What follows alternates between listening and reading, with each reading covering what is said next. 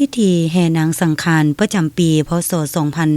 2569ติดพันกับการเฉลิมฉลองเทศกาลปีใหม่ลาวอยู่เมืองบริคันได้จัดขึ้นอย่างเป็นทางการอยู่ห้องว่าการปกครองเมือง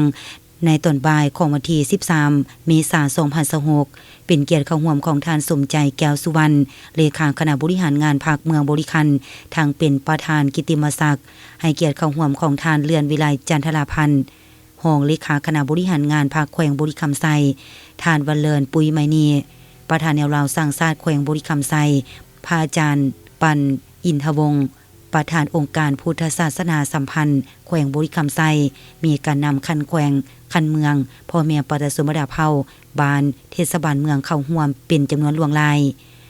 พิธีแห่นางสังขารอยู่เมืองบริคันปีนี้จัดขึ้นเป็นปีที่3ติดต่อกันซึ่งนอนอยู่ใน2กิจกรรมท่องเที่ยวลาวท่องเที่ยวบริคันขบวนแห่นางสังขารน้องนางทั้ง7ได้เริ่มจากสำนักงานห้องว่าการเมืองบริคันไปตามเส้นทางเลข 4B เลี้ยวเข้าสู่เส้นทางเทศบาลไปหาวัดบ้านหาดดอนคูนโดยเริ่มจากรถเจ้าหน้าที่อำนวยความสะดวกต่อด้วยขบวนกองกำลังนางสาวจับไปขบวนแห่คณะพิสอบคัดเลือกนางสังขารขบวนการขันมักเบงของการนำรถเครื่องเสียงของขบวนกองกำลังฟ้อนต่อด้วยกองกำลังฟ้อนทีมงานกุหลาบพันปี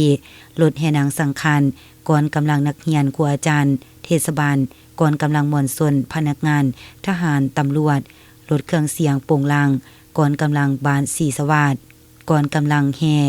บานวัดธาตุบานนาแฮนรถเครื่องเสียงโป่งลางบานหาดดอนคูนบานโพนมงคลและกองกำลังสามัคคีจากบานหาดโพโพนคำนาโอ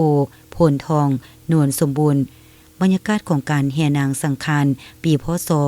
2569อยู่เมืองบริคันมีบรรยากาศเบิกบานม่วนซื่นถือโอกาสนี้เป็นการเต้าโฮมความสามัคคีระหว่างการนำกับพนักงานก็คือความสามัคคีปองดองระหว่างพนักงานและปตสมดาเผ่าชาวเมืองบริคันด้วยกันนอกจากนั้นยังเป็นการส่งเสริมฮีต12ของ14ของคนลาวชาวพุทธตื่มอีก